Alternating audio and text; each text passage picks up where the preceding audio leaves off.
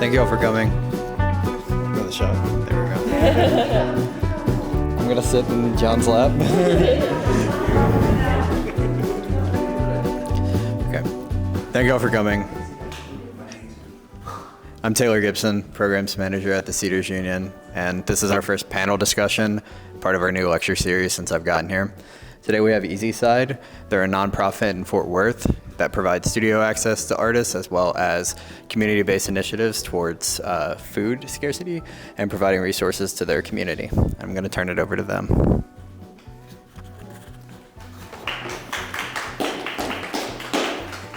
Hello, thanks for having us. I guess just introduce ourselves kind of down the line.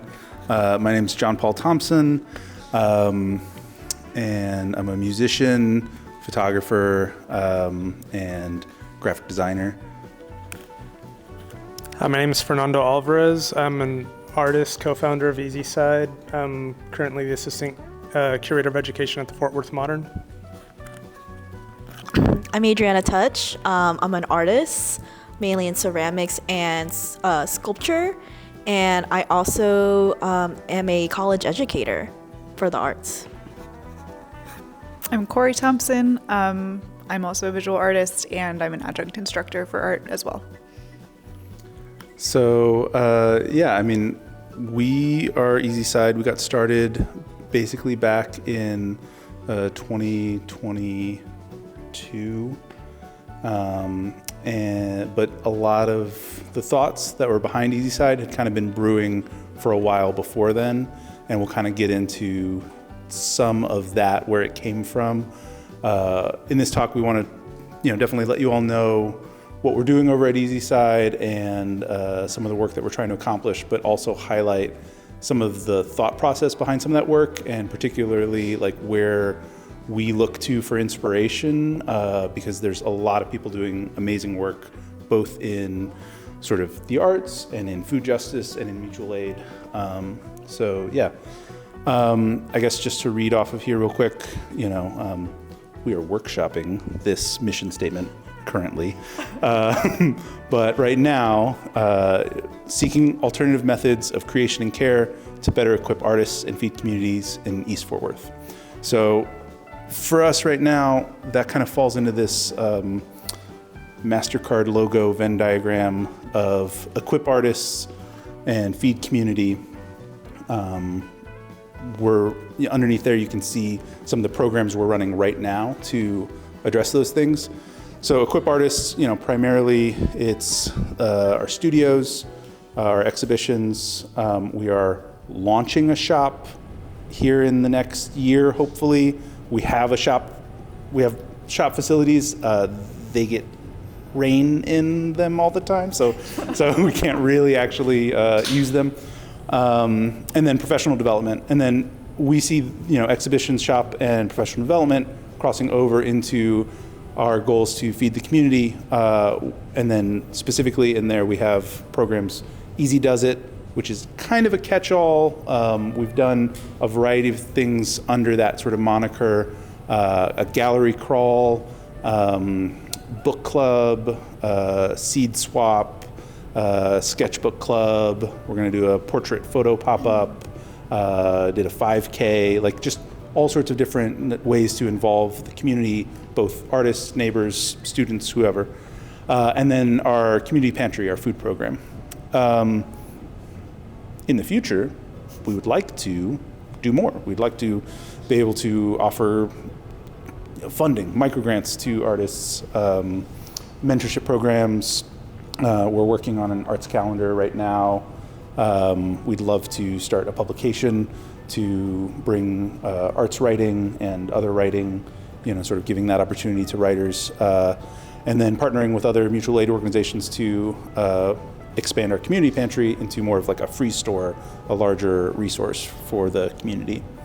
Can I add real quick that pretty much all of our programming at this point has come out of desires that our studio artists have expressed to us, or that we have noticed or gleaned from conversations with community members. So these are all things that are pretty reflective of what artists and other creative people and people in our neighborhood have expressed wanting, which is like professional resources, but like low stakes opportunities to meet other artists and make things together and think about ideas and kind of like cross paths in a productive way. Yeah, and also in response to what resources are already available, you know, from some of the other Fort Worth organizations, Dallas-based organizations that are doing work, and you know, and so who has access to that. So just to jump into our studios, we had a really great tour of the Cedars Union studios earlier, and our studios are smaller. We opened in the summer of 2023, our building, and we have studio space for 7 artists. And yeah, do y'all want to talk a little bit about the studios? Yeah, I mean, they're pretty small in scale, but I think our original approach was to kind of replicate what we had in grad school. It was kind of a scale and dynamic that was really good for our individual practices. So if you were to come to our space, they are small studio spaces, but they're kind of, yeah, thank you. They do have corridors and hallways that connect them, and none of the studios are private. They're all open to the hallways, so ideally there's a lot of our studio members that are crossing paths and sharing ideas, and so that was kind of the thought process in the layout. Should we also talk a little bit about grad school in general? Just like that while the 3 of us were in school at TCU, graduating in 2022, we kind of, I don't know, we just kind of like kicked the idea around a lot of what it would look like to open kind of a DIY space afterwards. Not just thinking about our own need for studios, which was very real, but thinking about kind of the lack of DIY spaces in Fort Worth and Dallas together. We were like, well, what if we had a bookshop and we did shows there? Or like, what if we just had studios and we did shows there? Or like, John and I for a long time had talked about opening some kind of like joint music, art, community space. So the idea was like kind of constantly being kicked around. Yeah. I feel like also in grad school, we worked very well together. We helped bounce each other with ideas, helped each other install work, as you could see here in the slide. And we just really didn't want that momentum to die. Like, we wanted, obviously our friendship to last, but to have this community support with each other, because usually art is not made in a vacuum. We need that support from others to uplift our artwork and to continue on making, because it can be really hard after grad school with finding a job, realizing what the world can tackle on us. Maybe we're building families, things like that. So we wanted to keep on this like community artist support. Right. I mean, so much of our time in grad school, like we had everything at our fingertips as far as everything an artist might need to succeed, and there was this foreseeable rug that was going to get pulled out from under us, and all of a sudden we had none of those resources. And I think it really was indicative of kind of the state of the art landscape here and the resources that were available to artists like us and artists outside of the academic landscape too. Yeah, and while they were having these conversations in grad school, I was married to Corrie, and I'm still married to Corrie. And so, some of this was trickling back to me, and I was sort of simultaneously going down this path. They had the pleasure of being in grad school during COVID-19. So while they had access to lots of these resources, they also had to like split time on and off campus and all those things.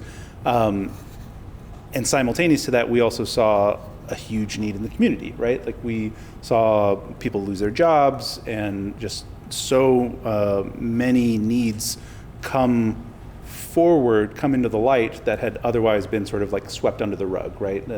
Just sort of status quo, people hadn't been addressing these needs. All of a sudden, they were front and center. So we started to see, long lines at like pop-up food distributions in our neighborhood, and that really started to started to build in our minds, like, what if the thing that we did as an alternative, like art space, was actually addressing some of these direct needs in the community? What if it was actually specifically food? I'll talk about them later in the slideshow, but I got involved with Funky Town Fridge, and sort of started building experience in just directly feeding neighbors and seeing the sort of power that was there. And so when they finished up grad school, we spent a hot, sweaty day moving all their stuff out of TCU studios and into a storage space. Three hot, sweaty days doing that. And around our kitchen table, we were just like, what can we do to sort of address both of these needs? So I guess, just as a pivot, just to talk about where we are, Corrie and I live in East Fort Worth. And so those lines that I was talking about, we were seeing those in our neighborhood. And if you're familiar with East Fort Worth, there's a lot that you may know, there's a lot that you may not know. Definitely, when we moved into the neighborhood, many people told us, it's like, oh, that's a pretty rough neighborhood. There's a lot of unhoused people on Lancaster Avenue by all of the missions over there. And we checked it out, and we really liked it. So, we moved in 2018. But a lot of those sort of systemic needs, we didn't see those right away. It wasn't until, like I said, until COVID that we really started to see that like forefronted. This is where we are in the city. That's our building. We are in the 76103 zip code, and when we started out, we sort of said, these are the areas that we're going to serve in Fort Worth. These zip codes. This is sort of East Fort Worth, and that really was informed by this study conducted by UT Southwestern Medical Center on life expectancy, which came out in 2019 and revealed that the lowest life expectancy in Texas is in Fort Worth, in the 76104 zip code, just right next door to where we are. Less than 4 miles away, there's a discrepancy of there's a 20-year greater life expectancy, right? Obviously, that was kind of a wake-up call for us and a lot of other organizations working in East Fort Worth. The Star Telegram ran a story talking about it, and some of the things that really stuck out when I read through that were the things highlighted here. That there are corner stores with canned food and snacks and cigarettes and alcohol, but there's no grocery stores, right? That story also goes on to talk about infrastructure, sidewalks, goes on to talk about lack of doctors, things like that. We looked at that and said, well, we can't necessarily ourselves address the infrastructure. We can't necessarily ourselves address, medical need, but can we do something about food? Going on from there, we did some research and, looked at what is available, what is the reality for, what food is available, what grocery stores are available. As you can see here, west of I-35, there's 29 grocery stores, and east of I-35, there are 7. A term that gets bandied about quite a lot is food deserts, right? And you can look at this and you could say, yeah, those are food deserts, right? Well, one thing that we sort of learned from working with the Funky Town Fridge is that a food desert, carries with it a certain weight that desert sounds natural. It sounds like it's just naturally occurring. It just happens to be there, right? But really, this isn't natural. This is constructed, right? This happened on purpose. And so the term we learned from that was food apartheid, right? And so when did that start happening? All the way back with redlining, right? So this 1929 map shows the hazardous and the definitely declining areas of Fort Worth. And as you can see, they're predominantly in these same areas that we are serving today. So there's been a legacy, that we're still dealing with in today's sort of built infrastructure that we're trying to overcome. And with that, that does lead us into that, it's not just as simple as, that people need groceries, or it's not just as simple as this, it's actually this concept of food justice, right? And there's a lot that goes into food justice in terms of talking about, again, this distinction between food deserts, food apartheid, food swamps. That's the concept that there's plenty of food around, but it's trash, right? It's corner stores, and it's packaged goods, and it's gas stations and things like that.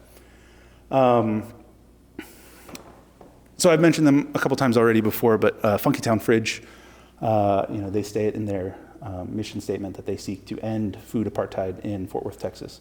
So they operate, I believe, 4 fridges at the moment across Fort Worth, but they've had many different locations. And these are community fridges, and there are community fridge programs in San Antonio and Austin and Houston and all sorts of different cities. And Funky Town Fridge, is really a mutual aid organization that just seeks to make these resources freely available to the community whenever they need. So I started volunteering with them in 2020, and we still talk with Kendra, the founder of Funky Town Fridge, and try to help them out whenever we can. A newer partner that we've found in the last year or so is Opal's Farm. And one of these other concepts under food justice is this idea of food sovereignty or food sustainability. And one of the sort of solutions to that people posit are urban farms, right? It's growing locally, growing nearby, and owning that, in your community.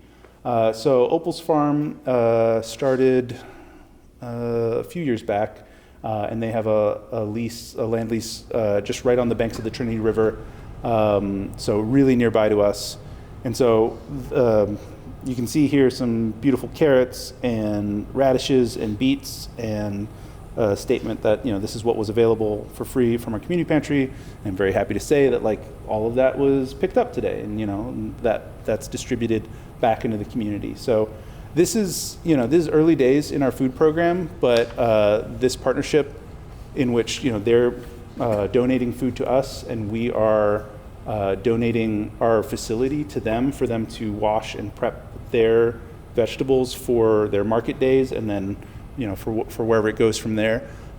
This is a new program, and we're excited to see where it goes. But right now, we're really just sort of testing and seeing who wants this stuff and who's benefiting from it, and can we make a dent again in this problem. Here are some other urban farm food justice projects. A lot of these are interconnected, people working with the same people, or organizations that support other organizations here on the list. There's some here in Dallas that are really amazing, and then highlighted some others that we're definitely learning from: Chicago, LA. The one at the bottom there, Community Services Unlimited, they're kind of like an outgrowth of some of the sort of Black Panther projects that were happening in South Central LA. And I'm reading a book about them right now, and a quote really jumped out at me about really how the members of that team think of food, that they see food not only as this need that can be met directly in the community, but also as a tool. Like, food is an access point, food is a vehicle, food is a way that you can get people to think critically about their environment. And that really, struck a chord with me, because it is about meeting the individual needs of the community members, but we do have like broader goals to grow community, to interact with the community, to just expose the community to art, to learn from the community in artistic practices. And food is in many ways a tool, an avenue into those people's lives, into community members' lives. And it's also a tool for this broader kind of maybe more political or actionable goal, which is mutual aid. So just to briefly touch on this, I don't know how much you all are familiar with the sort of mutual aid movement. It's a lot of different things. People sort of say a lot of different things about it. Some people view it as really this, like, it's an alternative to charities. Like, it's not, like, charities are one thing that are hierarchical and it's top down, and people, funders give money to charities who have staffs who then give, choose who gets or who doesn't get the benefits of that charity. And people posit that mutual aid is a more horizontal structure. Obviously, we decided to set up as a 501c3 nonprofit, so we are figuring that out also ourselves. Like, how do we make sure that we don't fall into those same kind of power structures? Dean Spade, he has a lot of amazing resources, and I think came up with this term, like solidarity, not charity, as a rallying cry for mutual aid. This is a great video, so if you all find time, maybe go check it out. For us, these are kind of our takes on mutual aid.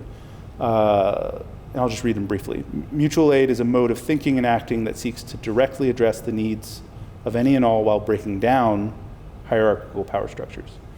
Mutual aid acknowledges that those receiving have gifts to give and that those giving have needs.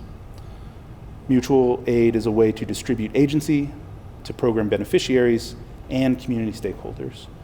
And mutual aid is a way to deconstruct a scarcity mindset by sharing openly and without qualification. This idea is something we've been working on from the beginning, and applies not just to the food program, and applies not just to the potential free store or something, but it's something that's like, how can we apply this to how we build up, how we equip artists, how we approach exhibitions, how we approach professional development. Here's some other mutual aid and resource sharing organizations. Again, a lot of these are ones that we look to sort of gain, wisdom and insight. Some amazing ones working here in Dallas for sure.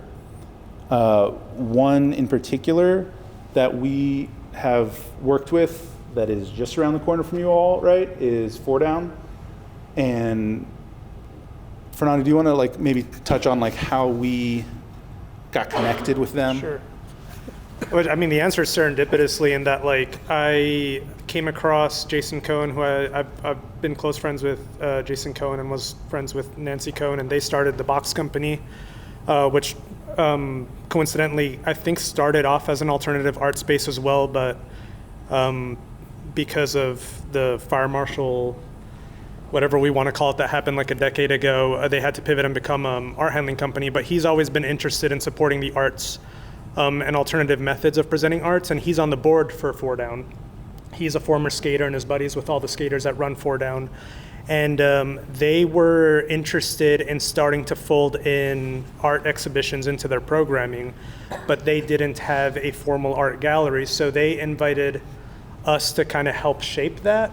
And their primary programming is that they're a skate park. They're a skate park. That's like how they started out. Right. And then they grew somehow into also being like a food rescue and distribution program. Right. Yeah.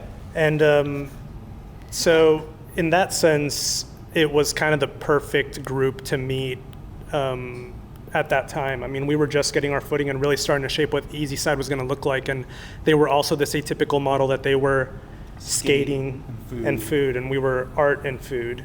And I think seeing how successful they were and just the attitude they had, I think really engendered in us the importance of mutual aid, first and foremost. Like, they were, to this day, like, surprisingly generous with their space and their resources, and continue to be whenever we need their help. They're always open to a conversation. But yeah, that really just came about by chance. Like, it really like was indicative of how most nonprofits operate with each other, and that like they understand the work required to make this happen. And they were like, hey, you have a similar mission. We'll do everything we can to help out. Yeah, and so our initial exhibition was there in the skate park, like in fall 2022?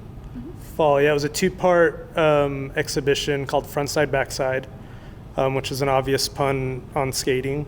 Obvious if you skate. If you skate, I guess, yeah. Not to Corrie, okay. But it was a two-part exhibition, one in the fall of 2022, and then the second iteration was in Is it February? Yeah, winter of early parts of 2024. Yeah. But it was useful to us then because it was kind of a way to test out ideas. And I mean, at this point, everything had been theoretical. We had really been interested in flexing our curatorial muscles and seeing what kind of shows that we could put together that differed from what we saw in DFW, and really use this as that first opportunity to do so. I don't know if you guys want to add to that experience, but I think maybe it's important to add that it was a good experiment for us, but we also learned a hard lesson about curating and kind of moving from the difference between putting together DIY shows for ourselves, which we had been for years, and putting together shows for other people's work. And we included some pieces by a local artist that ended up getting damaged just because of the nature of the space, and that was incredibly hurtful for her. And also like really shameful for us, because we're like trying to build this thing that really cares for artists, and like straight out of the gate we're like ruining somebody's work. So it was, in the end, it was a really like helpful learning experience for us. And I think has also kind of helped us to examine our approach to conflict and our approach to communication and transparency from the get-go. Like, we kind of had to buckle down and say, like, yes, we were wrong about this. Yes, we want to do better. Like, we're going to be as straightforward with people as we can be in the future, both in regards to things that we're hoping for and things that we've done poorly, and anything in between. So I think in the end that was really helpful for us, but it was a challenge for sure. right.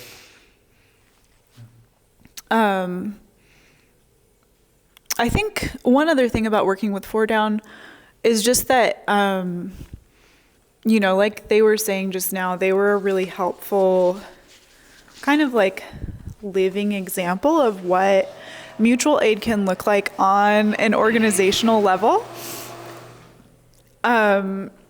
Because they were so generous with us and so like not withholding of resources, they just really kind of embodied this idea that there is actually enough for everybody, and it takes maybe some creative thinking and like coordination between people to make sure that people get what they need, but scarcity is not really the issue there. And I think that was really helpful for us to see early on.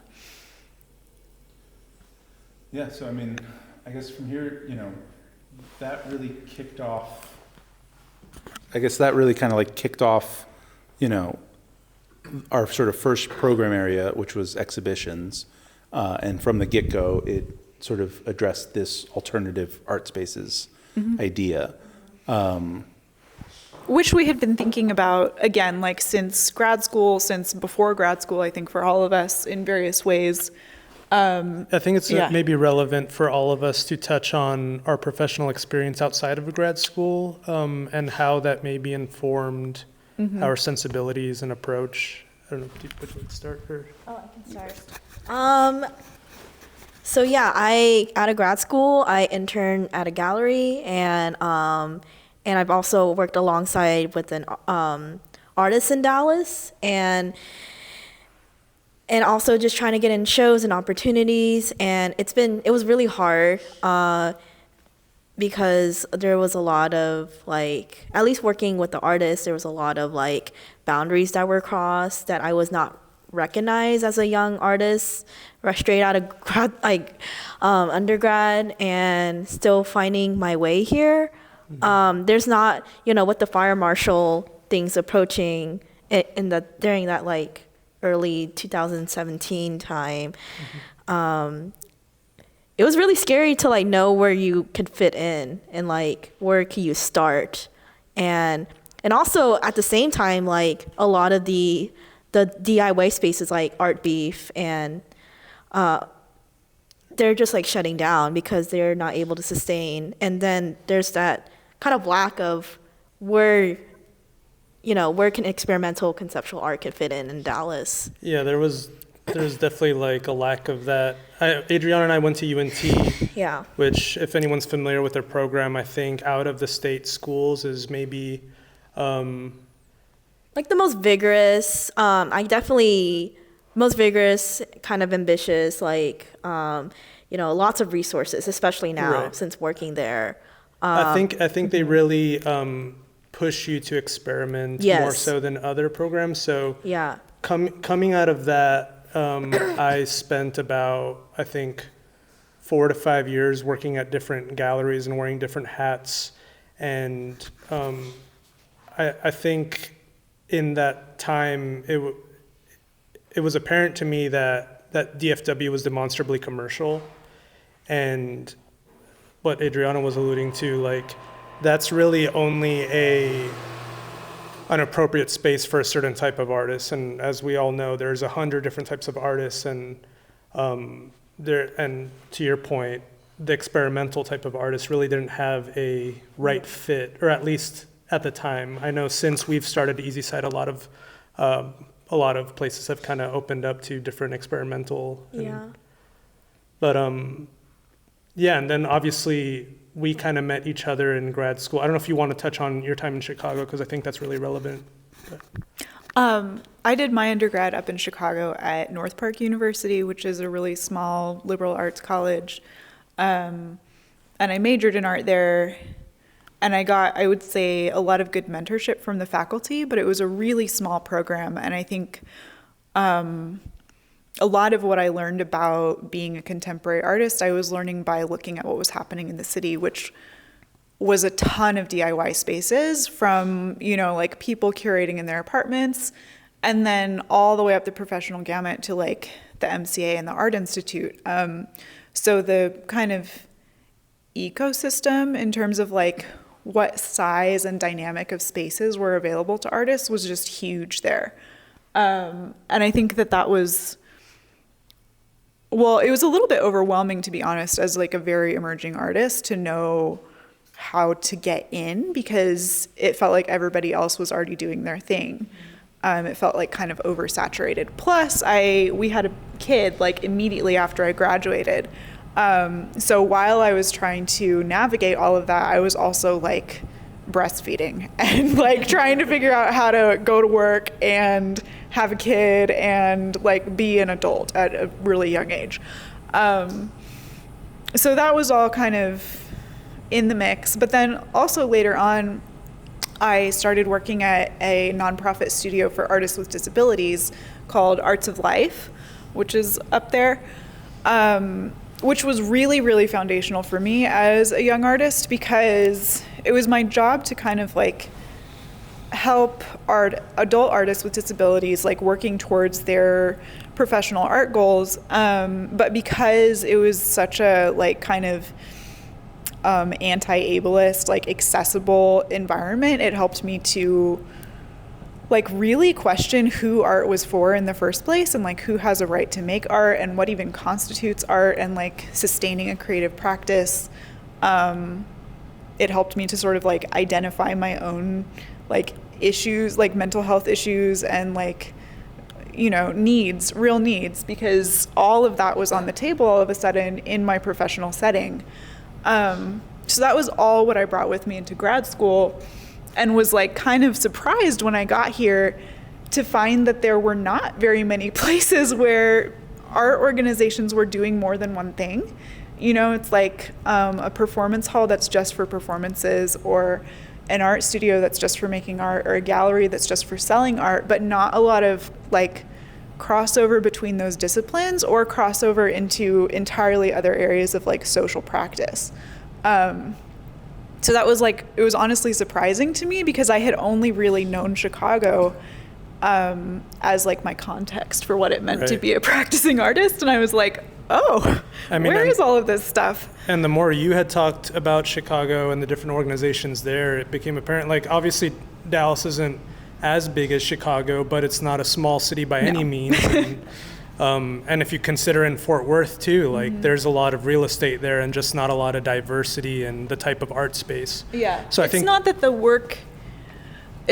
work or the art spaces like are not quality, it's that there isn't a huge range of them. And I think that in order to have a healthy like art community, you need a lot of different access points. Totally. Yeah.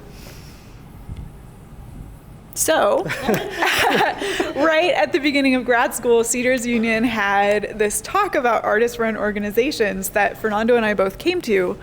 And I remember sitting like somewhere over there and watching, who all was on it? So Sunset Studios, who it's now defunct, right?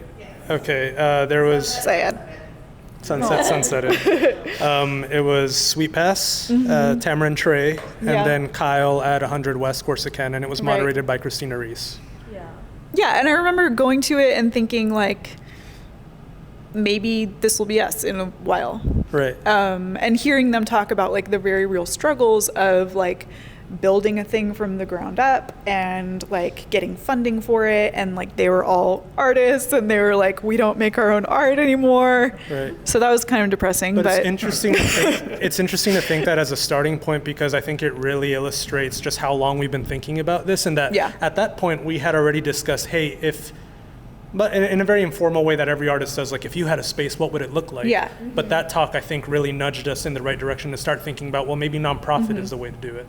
Yeah, I mean, and also just like as we really started forming Easyside in a real way, we were definitely thinking about Cedars Union just in terms of the resources that it gives to artists. Like, it's an excellent model, but it's so far away from Fort Worth. So we kind of had to do our own version. Right. Yeah. Small. Yeah, very, very, quaint. Very small. Easyside could almost fit inside this room, sadly. Okay. So now we have like kind of a few examples of other spaces that we've thought about. One of which is Comfort Station up in Chicago. This was co-founded by one of my professors in my undergrad, who actually gave some virtual talks to us during grad school in the pandemic about, you know, balancing his practice with this thing. This is a really small, like prior comfort station in the city, which was designed like back in the day to keep people warm while they were waiting for transportation, right? So it's like a publicly accessible space. It's really small. It's on this little like kind of island in an intersection. And this had always been really interesting to me because it's an art space, but they accommodate tons of activities in it, and it's like half as big as this room inside, but they put on like music performances where, you know, the people are playing right here and you're sitting in the audience like almost knee to knee with them. They do like film screenings out on their lawn. They open the place up for community members, like to host any kind of meeting that they need. Like there was a while where they were running like housing gentrification kind of activism through the space. Yeah, it's just, to me, Comfort Station was kind of like a beacon because it was so small and it was so kind of like make do, but they were clearly offering it as a resource to like a really wide range of people that thought of all these amazing ways to activate it and to bring people in. Like you would go to these events and they would be packed. Like so many people were invested. So that was definitely kind of a piece of the dream. It also highlighted, I mean, at that time, it's in this neighborhood called Logan Square, which definitely, while we were living there, underwent gentrification and very much changed. But it did, as a space, highlight this interaction with the neighborhood that like seemed, again, like a model to reach for, you know, that they had a lot of community buy-in for their programming. Yeah. And it, you know, and a lot of that is just Chicago. There's like a lot of neighborhood delineation and a lot of neighborhood pride, you know, sort of there. But we, you know, we looked at that and we just said, you know, what would that be if it was East Fort Worth or Meadowbrook or, you know, the Cedars, right? Like what we all are doing here. So,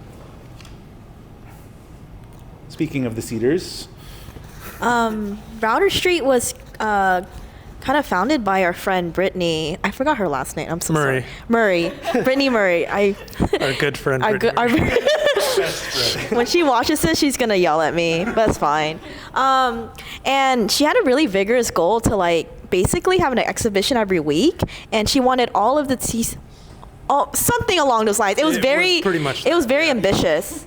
But she also noticed that, you know, the lack of like DIY artist-run spaces, and like she was an undergrad, but she was like older than the other undergrads, and she would chat with us about that. She's like, well, you know, I found this amazing apartment and I really want to host shows with the TCU gang and bring Fort Worth art to Dallas. It was a type of energy that I didn't really see in a lot of spaces here, and like just the pace of shows. Like the image on the right is an exhibition I did with one of my favorite artists, an Easyside member, Francisco Alvarado, and all of the work was made and thought up and installed in the course of a week. That being said, it ended up being like a really, I think, dense body of work, and it made me work in a way that was like challenging, atypical to the way I approach stuff, and it made it an exciting show because of that. And I think it was entirely because of Browder Street's like approach to experimentation and not the traditional 6-week exhibition cycle. also, Very much like don't overthink it kind of situation. if you all, I mean, it's really close by where the building is, stone's throw. right? But they moved. They don't live there anymore because they lived there. Like it was their house, and they opened it for all of these openings, which again were happening like every week or week and a half or 2 weeks. So like they also, like they put a lot into it just of their own personal time, you know. It wasn't passive, and that was again like this model that seemed like, oh, like, you know, that's inspiring, you know. For sure. Blind Alley is founded by Cam Shep and Terry Dorton, and it's a small run gallery that opened actually during COVID, where they wanted to curate basically artists that they admire and other friends around the neighborhood. Actually, the first 4 shows were the TCU grads because they couldn't show their work during COVID. And so they had, and it's like a cool setup where basically it's like a drive-by alley or like open a neighborhood to drive by, and you see this really big window, and a lot of different work is shown here. And they always give opportunities to grad students after they graduate to have like their solo exhibition. So the first image you see, the black and white, is basically my performance called 13, which is kind of like a socially engaged work where I'm asking at least 4 people to join me in a game, and there's an exchange. 13 is also based on a Vietnamese card game I played growing up. And when I played it with my family, we bet like 10, because the mode of the game is that you have to get rid of your cards through like this kind of strategy attacking like war situation. And then the worth of exchange, is like you give up something that you hold precious, and kind of like a gambling situation. So I'm kind of like getting a commentary of like, without getting into too much of my artist practice, my family background plus like interfolding with like video games I were interested or still interested in. I lost my favorite soccer jersey that day. I guess what makes us inspired by Blind Alley is that, the types of shows that they're able to experiment, and it's also the accessibility of seeing this work. You can basically see it at any time, any day, as long as there's art open. You can even some art that is curated here, they really consider like the time of day. Like some shows look better at night than they are during the day. And they are mentors, and very inspiring work. In our space, we've definitely been inspired by them, and we've integrated a similar sort of picture window micro gallery space that has a neighborhood-facing component too, that people can see it as they just pass by every day. We're hopeful that impacts the community in some way. That again, it draws people in, it exposes them to art. Quickly talk about these. Real quickly, we're highlighting two artwork that kind of implements art and food, and also like just people in general. Because sometimes we always get the question of like, but why food and art? And so we wanted to frame these contemporary works as like kind of another access point of like what we're going after. So of course, the famous Rick's Pad Thai piece from 1990 is. He said it himself in like a MoMA video where he needed people to activate the work. So people needed to be engaged in this kind of like non-traditional gallery setting, which it was still hold in a gallery, but it was, being activated in a different way than just like looking at art and being contemplated by yourself. You're being social. You're eating, spicy Thai food that typical New Yorkers at the time probably didn't have access to or eating. And just like thinking about just like the interactions of sharing a meal with someone. Do you want to talk about Enemy Kitchen? Sure. Enemy Kitchen is the food truck on the right there, which is another project by an artist where he's, Michael Rakowitz is an Iraqi artist who designed this kind of social food project where he and his mother came up with the menu, and they employ, I think it's both veterans from the war and refugees from the war in serving the food. And so they're like having to work alongside each other and share stories. And so not only does it like give the public at the time a different access point to the culture that's not being covered by like the violent images that you see in the media, but it's like actually bringing real people into this space over this food, and kind of like changing the narrative for them personally. So these are kind of two examples that we have talked about a lot just between each other as being kind of important in that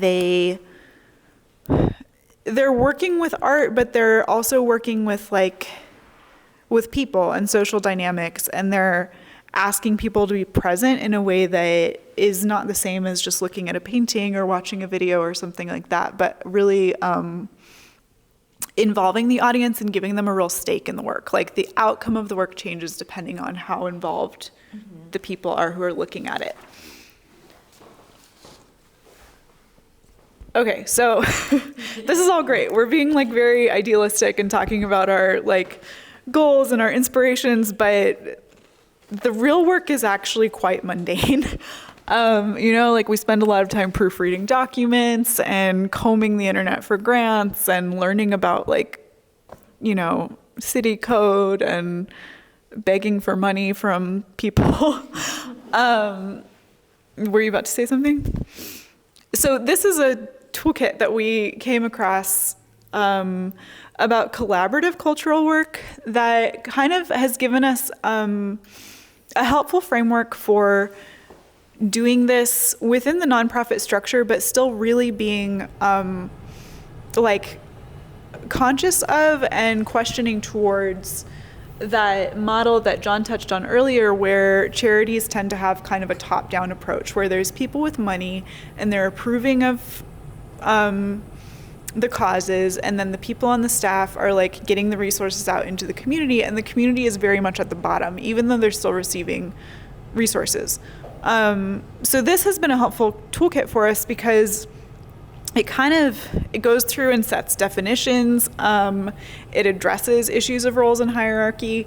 And I think probably the biggest takeaway from it is just like communication and respect, which is kind of obvious, but you know, like really being honest and forthcoming, again, transparency, about like what responsibilities you already have in your life, what privileges you already have in your life, like how much of yourself is available for the work, and that's different for everybody in the organization. Anybody who has stakes in this project is going to be able to bring certain things and going to not be able to bring certain things. And when we're honest about that, we can respect what each other is doing better and get the work done better, which has definitely been like, we've had to work hard at it.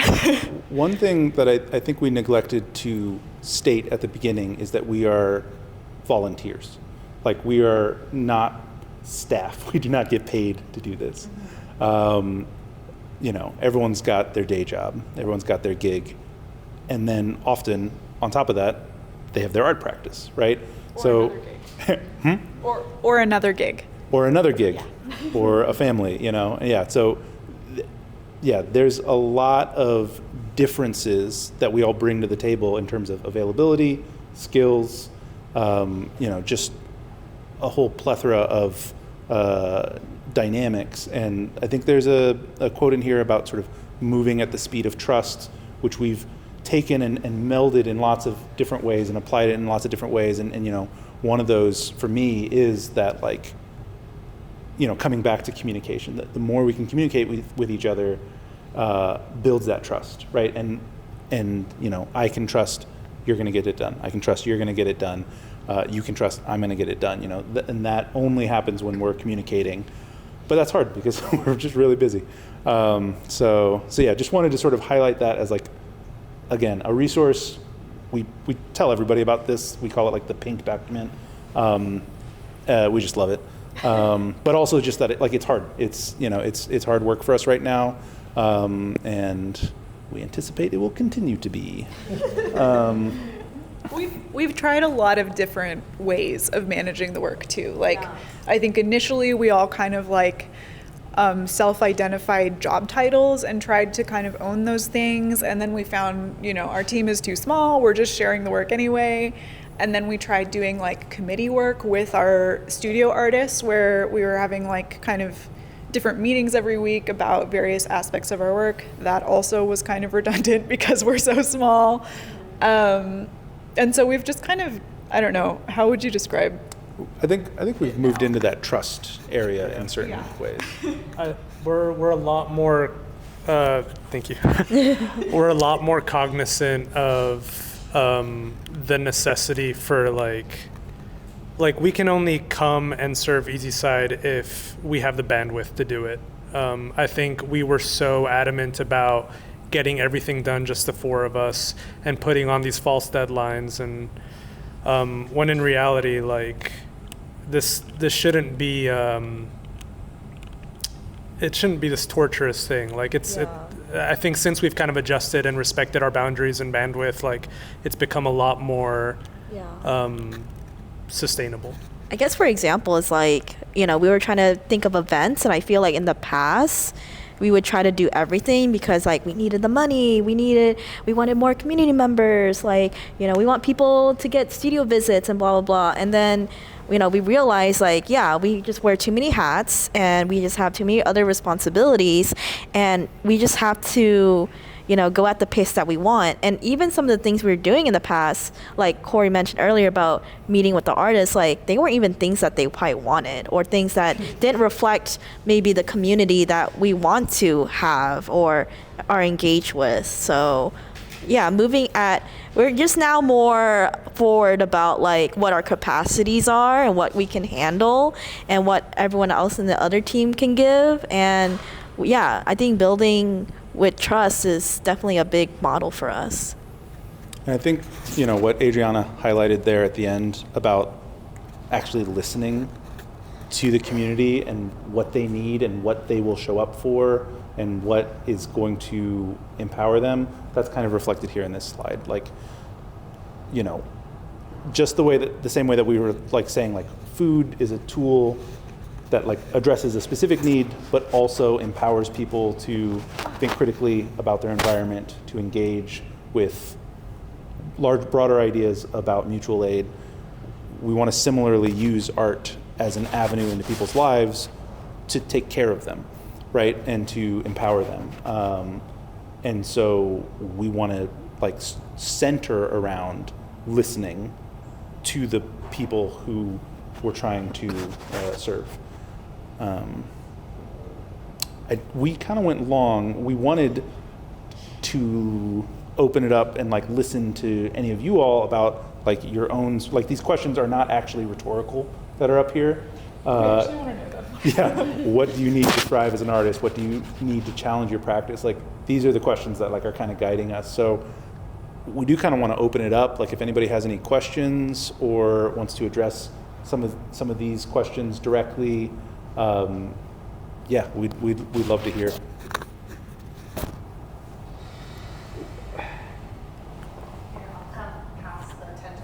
Yep.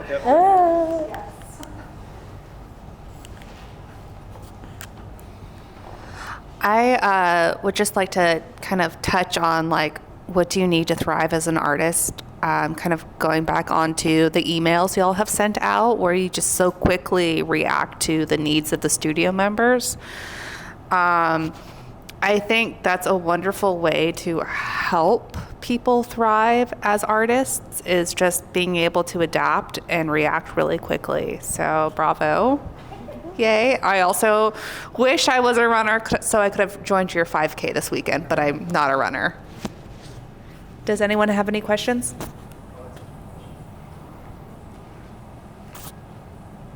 I think it's something y'all facilitate very well, but to thrive, I feel like you need to be in a community, and finding that, especially after something like grad school, is especially hard, but that can also be the thing that you use to challenge your practice when you find the community, people that you can speak to and listen to. And y'all talked a lot about communication, which I think is integral to art building and really, really important. And I find that that's at the heart of a lot of areas in the art world that people don't realize, is that interconnectivity and the community that underlies everything and connects it. Anybody else want to go? I thank y'all for sharing your experience. I didn't know about your space at all until today. And field trip sounds good. Yeah, I'm an educator as well, and I'm an artist, and I'm in this latest cohort here. But the sense of community, you had mentioned community, and communication is key, and that's what I found in the last year since I just moved back to Dallas 2 years ago. And in the last 2 years, it's that sense of community and meeting people, opening yourself up and communicating with people, communicating with people that you don't even think you really have anything in common with. And that's what the Cedars has done for me. And so I really applaud y'all for doing that in Fort Worth. I mean, it was because of a visit I made with Cedric Huckabee at the Kinfolk House that I found out about artists, some people, connections here in Dallas. Even though I had lived here for 10 years, I'd gone to school, grad school in North Texas, well, at TW. And so I know a lot of people, but it wasn't until I came back and I started talking and opening myself, getting out of my silo of I'm a photographer too, but getting out of that silo and opening myself up to other people. So I really stress for everyone that communication is the key. Get yourself out there. There's enough room for everyone to do good. So thank you all. Thank you. Yeah, I think also we have to remember that art itself is a tool of communication. A lot of artists make their work to communicate something with the world and being connected with the world. And that's definitely why we feel art is essential, because art is not only just like, some like visual thing to be pleased by. It's something that really, you're being communicated critical thought. You're being communicating like things that are happening in the world. And we also want to put that effect out.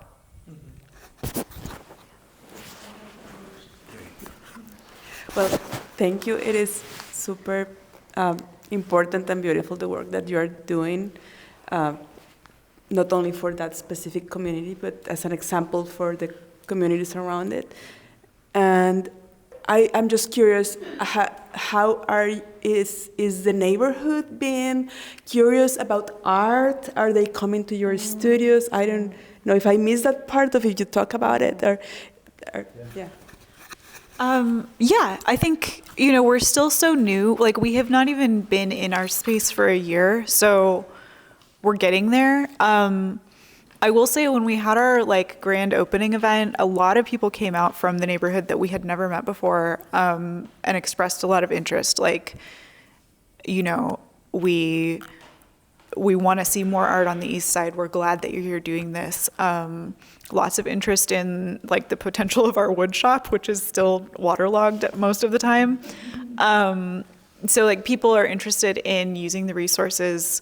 And then also through the food pantry, I think we have people coming in from the neighborhood, and then they'll be like, oh my gosh, my daughter wants to be an artist. Maybe she can come through and ask you questions. Or, our neighbors upstairs run a barber shop, and sometimes their customers will stop and hang out and walk through the studio, and then we'll start talking about art with them. And so, it's really baby steps still, honestly. But I think that there is, from what we've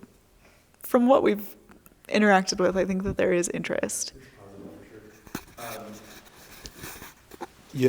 One of our goals is definitely to engage more with the neighborhood. We see some promise happening right now. We have some ideas about how to directly engage with the neighborhood. Sometimes that's through Nextdoor and neighborhood Facebook groups and neighborhood associations, but at that point you're kind of just plugging into people who are already plugged in and who are already curious and are already gonna stop by anyway or something. Local businesses leaving flyers, stuff like that. We have a vision to interact with a lot more of the neighborhood and hopefully offer a lot more to the neighborhood. We also see where that vision hits up against our capacity, our ability to hit the streets and do door hangers and hand out pamphlets and be available more regularly in the studios, so that there's regular hours for drop-in and stuff like that. I mean, we know that that's a hard ask for this team and the studio artists. So it's a kind of a balance right now. We do want that a lot, but we see some challenges there for sure.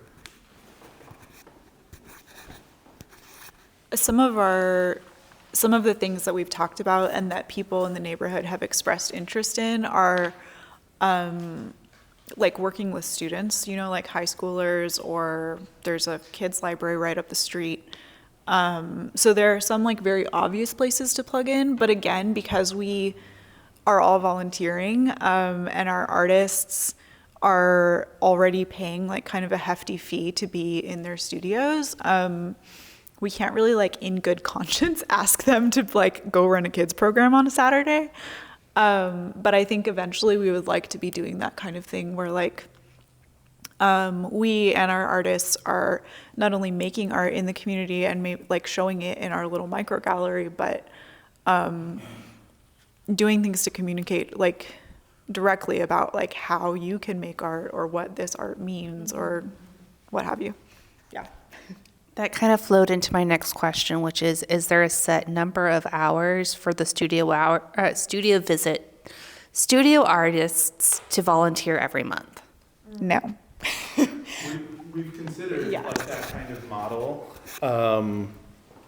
and we've tabled it until we can get more funding to lower the cost and subsidize some of the studio program fees. Right now, in full transparency, the studio program fees are what keep us in that building. And we don't necessarily want to lay it all on the backs of artists, right? Like, we think, that there is community buy-in for something like this, and we are seeking to find the right partners, the right donors, ways to grow that membership, through our shop. And so yeah, we're opening up some board seats. So if anybody has any, friends or anything, yeah. So thank you all so much, and even just this opportunity to talk. It's been really great for us. Thank you guys for coming.